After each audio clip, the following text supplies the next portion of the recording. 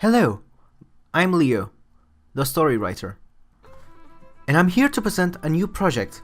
A project that I have been thinking for quite a while now, but just until now I could actually achieve. GameStory. A show that will combine two genres, video games and movie making. But, first of all, I would like to thank both of my artists, Kylie Troop and Francis, for helping me design my new avatar, Leo. In second place, I would like to thank my family for not only supporting me in a technical standpoint, but also believing in my dreams. But third, but not last, I would like to thank my girlfriend for giving the moral support that I always need in times of need. So, without further ado, let's get on with the show.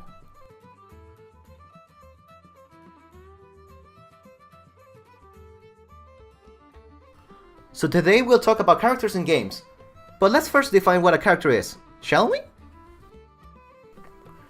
A character is similar to a mask, in which is the embodiment of a certain feature or a group of them, making them fall what we usually call archetypes.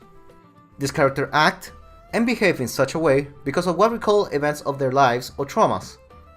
Depending on how many of these meaningful events the character experiences through his backstory, the more complex it becomes in the present. In movies, it's thanks to their backstory that characters are what they are, and because of them, we understand his actions, we empathize with their plight and sorrow, and why also we cheer in moments of great tension to fight and rise, because it resonates with us. But what about in video games? How do they differ from movie characters? Well, in video games, they follow a similar mindset, while constructing the characters. We have a body, be it ethereal as it can be, or as you can literally be a spirit, or you can be a ball of light. Hey, listen! And you also have a psychological side as well. But, in contrast to cinema, the character can be as simple as a fish eating another fish. Great, now I want sushi. This type of character can have a body and mind, but not necessarily any backstory, such as Pac-Man. We don't need to question Pac-Man. Like, how does he even be? What is his goal by eating the ghosts? What about the pellets? What are they? And what about the fruit? Regardless of that, the question is, why does it work? How does having such a simple character work in gaming? Well, it's the same reason why we connect to strong protagonists in movies. We don't need to understand his backstory to connect with him. We need to understand his motivation to connect with him. Let me explain. Let's take for example the first 2 hours of Xenoblade Chronicles, which help define its protagonist Shulk's motivation through the game. In Xenoblade, Shulk is studying something called the Monado, a weapon created specifically to destroy machines, referred as mechons in the game. Suddenly, the colony is attacked by these mechons, and Shulk uses the Monado to defend it. Though he manages to repel the attackers, a face mechon appears and he soon discovers he is the first enemy, the first mechanical enemy, that he can take down with a Monado. And despite his best efforts, his childhood friend and interest lover Fiora dies at the end of the battle.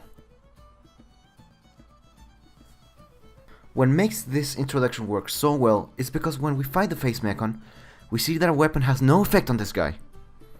We struggle to fight him as he literally kicks Shulk around as a puppy, and by extension us. We link with his struggles because we feel as powerless as he is, and therefore you're hooked emotionally with the character since you begin to develop a shared experience with him.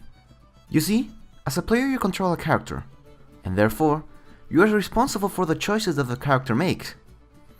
It's often that when we play through the game, that we begin to describe the actions of the character as our own, even though what we're playing is essentially their story. The more invested we are towards that story, the more we actually get immersed in it. We see ourselves inside of this story. So, if that's the case, how simple can a character actually be in gaming? Well, it depends. I remember from one of my classes that a teacher once described a character as being one mess of a contradiction, where the complexity of the character is determined by both the need of the game versus the contradictions that the character itself presents. I say contradictions because everybody has them, and when applied to a character, they give them flares, realism, making them feel more alive.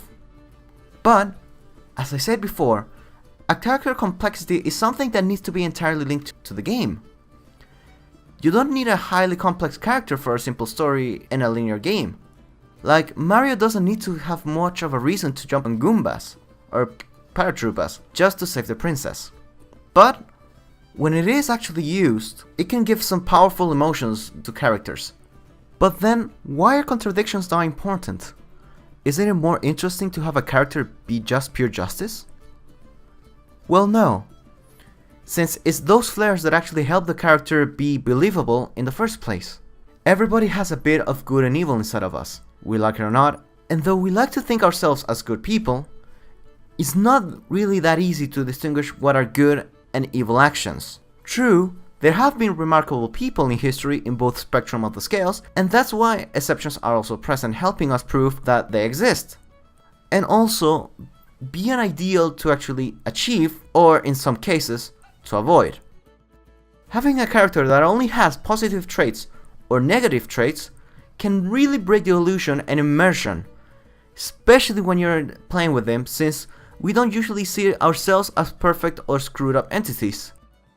We need to understand their choices both in a logical and emotional level, otherwise we end up with a character with the main character of Right in Hell Retribution. Okay, who the hell out of that air? I will find you in... So, let's recap what we've talked about. A character is a mask or archetype of certain features we want to highlight through the story. These characters have a mind, a body, and personality, all forged through their backstory, where also is the place where we actually begin to see their contradictions. Contradictions are good, since through them we can actually begin to see the complexity of the character. And in gaming sense, a character doesn't need to be complex, and it doesn't need to be simple. The answer lies in what the game needs. If the character needs to be very, very, very complex, as in, let's say, The Last of Us, or doesn't need to be simple, like Kirby.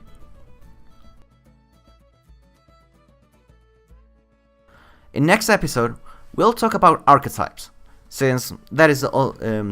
Since we actually talked a little bit about it here. But the sun is rising and we must leave here soon.